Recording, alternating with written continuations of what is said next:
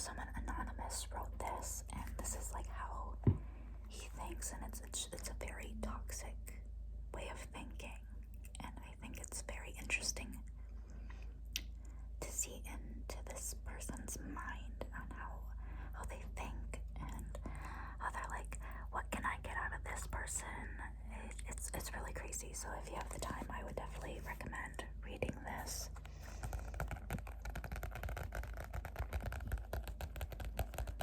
Also, the picture is very aesthetically pleasing. Look at that.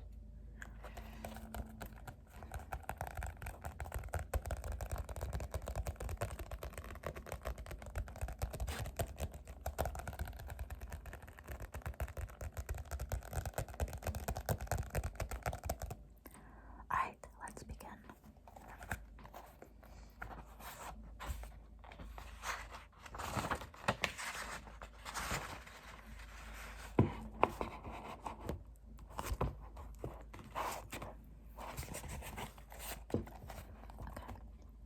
I liked hurting girls, mentally, not physically. I never hit a girl in my life. Well, once, but that was a mistake. I'll tell you about it later. The thing is, I got off on it. I really enjoyed it. It's like when you hear serial killers say they feel no regret, no remorse for all the people they killed. I was like that. Loved it. I didn't care how long it took either, because I was in no hurry. I'd wait until they're totally in love with me, till the big saucer eyes were looking at me. I loved the shock in their faces. Then the glaze as they tried to hide how much I was hurting them. And it was legal. I think I killed a few of them. Their souls, I mean. It was their souls I was after. I know I came close a couple of times, but don't.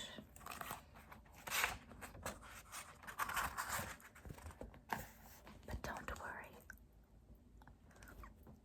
I got my comeuppance. I don't know how to say this word. I'm guessing it means like revenge. Or not revenge. Like karma. Like he got what was coming to him. Okay. I'm sorry if I pronounce words wrong. I'm not the best reader. But I'm trying to be. Okay, let's continue. That's why I'm telling you this. Justice was done. Balance has been restored. The same thing happened to me, only worse. Worse because it happened to me. I feel purged now, you see. Cleansed. I've been punished, so it's okay to talk about it all. At least that's how it seems to me. I carried the guilt of my crimes around me for years after I stopped drinking. I couldn't even look at a girl, much less believe I deserved to converse with one. Or maybe I was just afraid that they'd see through me. Either way, after getting into Alcoholics Anonymous, I didn't even kiss a girl for 5 years. Seriously. Not so much as holding hands. I meant business. I think I always knew deep down I had a drinking problem. I just never got around to admitting it. I drank purely for effect. But then, as far as I was concerned, wasn't everyone doing the same thing? I started to realize something was wrong when I began to get beaten up. My mouth always got me in trouble, of course. I'd go up to the biggest guy in the place and look up his nostrils and call him I'm not gonna say the word because it's a really bad word, but use your imagination, I guess. And then when he'd headbutt me, I'd say, call that a headbutt, so the guy would do it again harder. The second time, I'd have less to say. One of my victims stuck my head on an electric cooker ring in Limerick, Stab City. I was lucky to get out of that house alive. He'd done it, though, because I'd been taking the pith of his lisp. Maybe that's why I moved on to girls, more sophisticated, don't you know?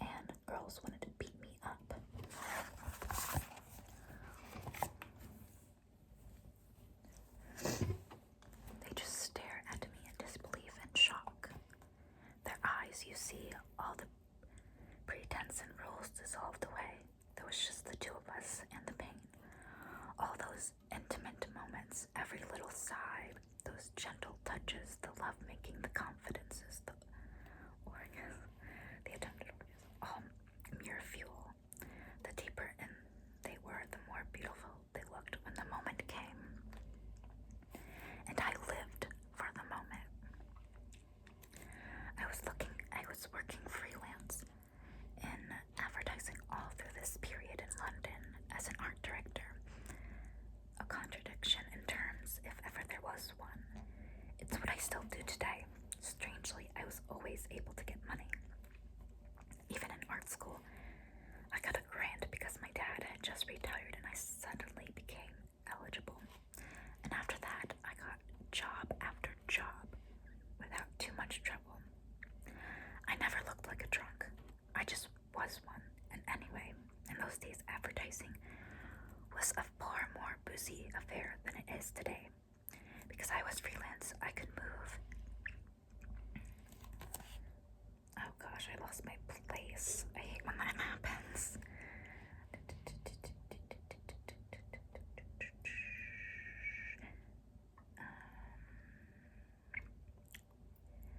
None of the girls were supposed to know this. Oh gosh, whatever. I'm just gonna continue reading. This idea was to have an impressive queue so that when one girl neared maturity, usually after about 3 or 4 dates, with some phone calls in between, another would be introduced. Then as one went into a scrap heap, a new one would take her place. Nothing unusual about my method.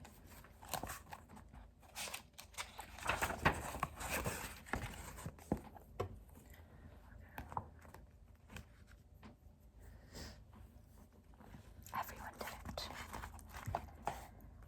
But I enjoyed it so much. Not the sex or the conquest, but the causing of pain. It was after my crazy night with Penn, more on that in a minute, that I realized I had found my niche in life. Somehow I was able to lure these creatures into my lair. Half the time I was trying to push them away.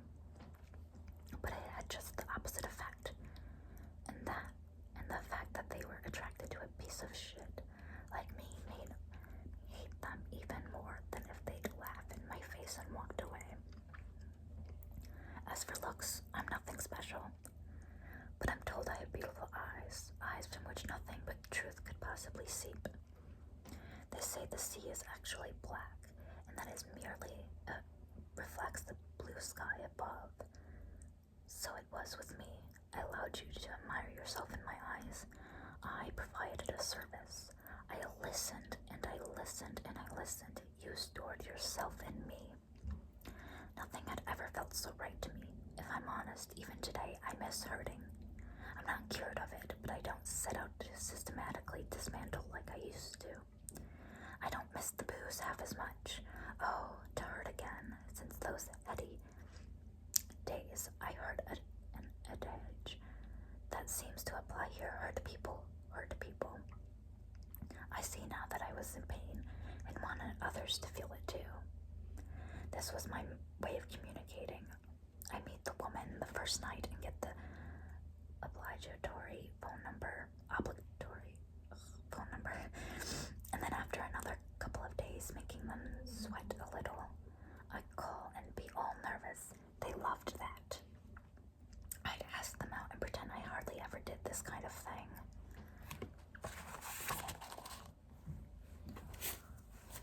And say that I hadn't been out a lot in London because I didn't really know the scene.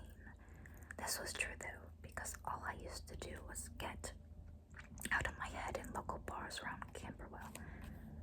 We'd agree to meet somewhere. I liked Greenwich, with the river and the boats, and of course the pubs.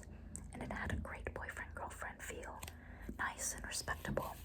I'd be half out of it before we even met. But I'd be witty and charming and boyish and shaking, trying to put me at ease. They'd smile and comment on my trembling, thinking I was nervous to create a good impression.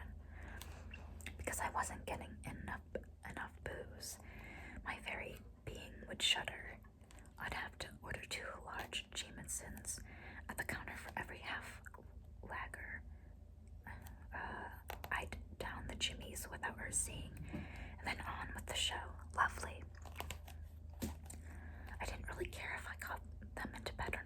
just wanted some company while I got pissed. While I waited for the courage to hurt to well up in me, and they seemed pleased because I wasn't trying to grope them. Sometimes I would, but mostly I'd be fairly well behaved. This would go on for a few dates.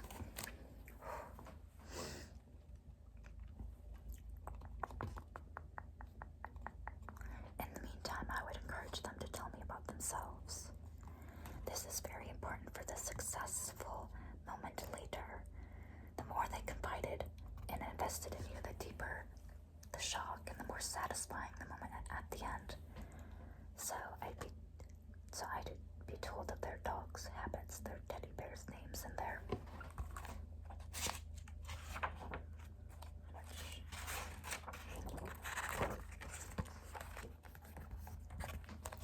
father's moods, their mother's fears.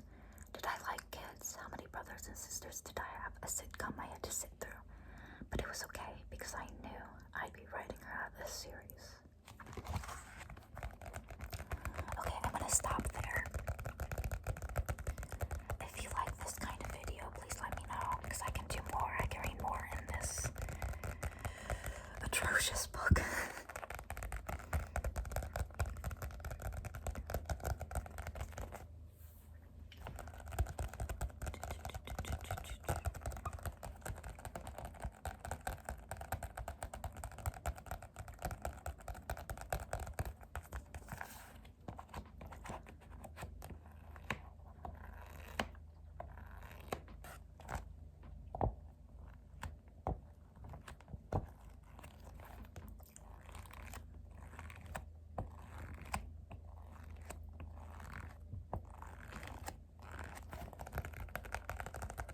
Alright.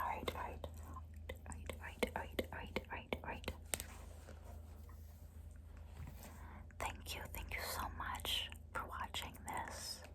I hope it was relaxing.